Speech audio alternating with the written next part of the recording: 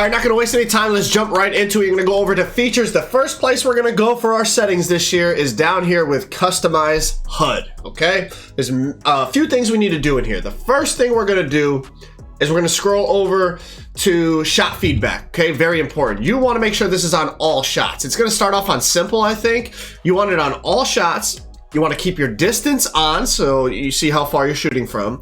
You want to have the timing on, of course, free throw chance percentage on, and last but not least, the most important thing, coverage on. This way you know if you're shooting wide open, lightly contested, heavy contested, all that stuff. Coverage on, very important. The next place we want to go is over to shot meters, okay?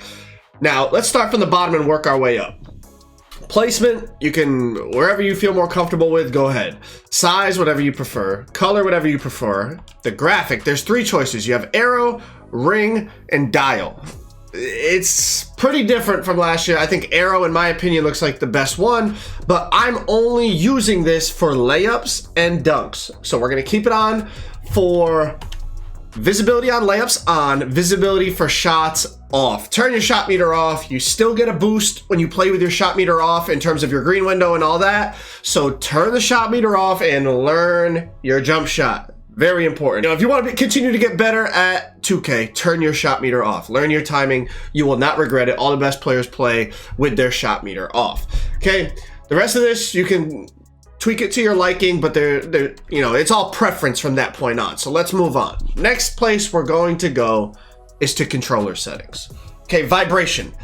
I know some really good players that swear by having it off. I also know some very good players that keep it on. It's a preference. I don't think one way is right or wrong. I play with it on because it doesn't bother me, but if vibration on the controller bothers you, obviously turn it off. Next, we got shot timing profile. This is one of the biggest changes to 2K this year.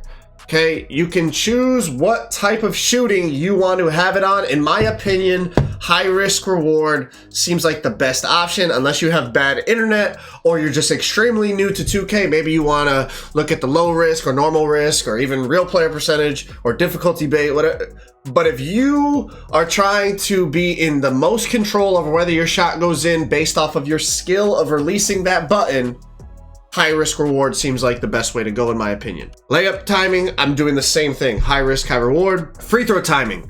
It starts off on real player percentage, I believe. So make sure you change that to user timing so you have control over whether you make your free throws or not. Shot timing visual cue, this is the same from last year. I'm putting it on push. I believe they said you could customize this. I'm assuming this is once you actually get into my career, but from the main menu when you're setting up your settings, I would recommend using whatever you used last year. Like I'm just used to push, muscle memory is set to push, so I'm going to play on push to start the year. Shot meter input type, I'm keeping it on all, but obviously I have it off for when I'm shooting jump shots already, but I do want to make sure it pops up when I go to do like meter dunks, you know, with the right stick, layups with the right stick. Want to make sure it pops up then. Moving on, pro stick function. I keep it on default.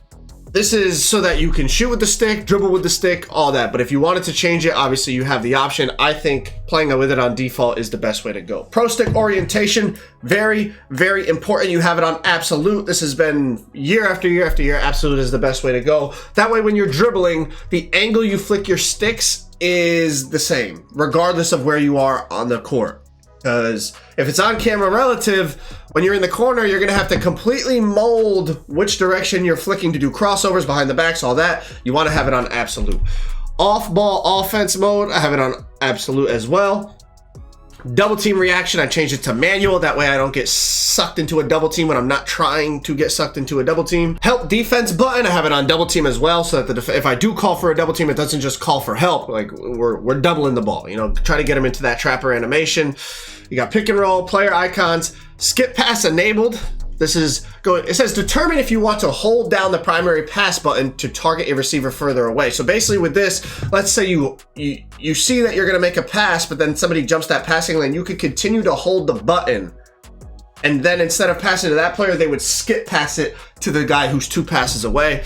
It's not a big deal, but I keep it enabled just in case it could save me in a situation.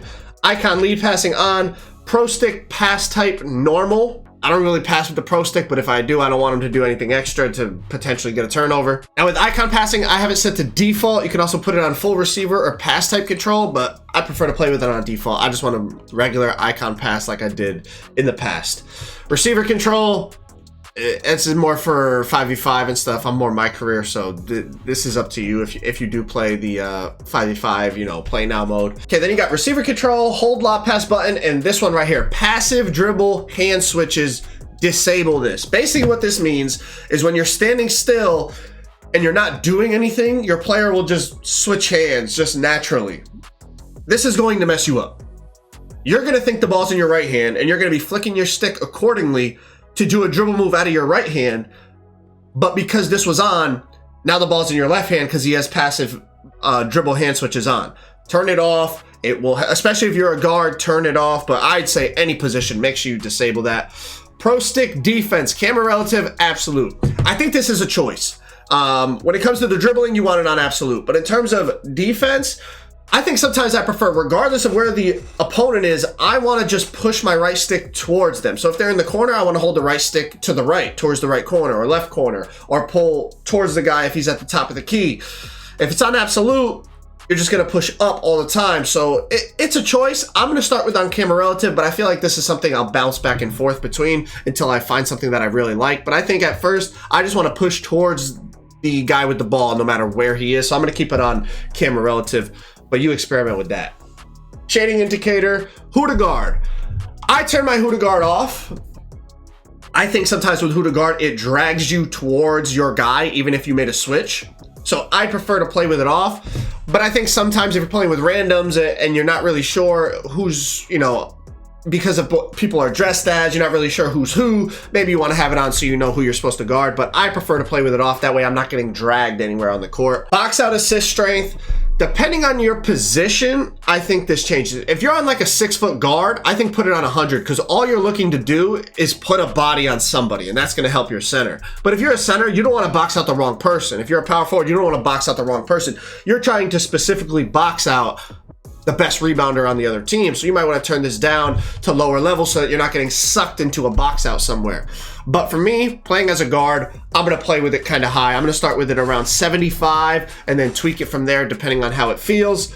But like I said, I think this is based off what position you play. Last but not least, pass target profile. I play with this all the way on openness. I put it on 98 openness every year, but I pretty much icon pass every pass that I make. So you can play with that if you want. If you're somebody that passes with the A button, maybe you don't want it all the way on openness, but I pretty much icon everything. So for the most part, this doesn't really have an effect on me, but I put it on openness just in case I do click A one time. I just want it to go to the most open player regardless of where that player is. Last but not least, in the regular settings menu, there's not much you can change here. Most of the stuff in here is like fatigue and injuries and stuff for play now, offline and whatnot. But one thing in here I do recommend you change is motion blur. I think this starts on 50 when you get the game. You're gonna wanna turn this all the way down. I could go into a million reasons why, but you're gonna wanna play with motion blur on 0. It will make your gaming experience on 2K much better. But that's the best settings on NBA 2K25. If you're looking for my player tips, click that video right there. That will help you create the perfect build to help you enjoy NBA 2K25 that much more.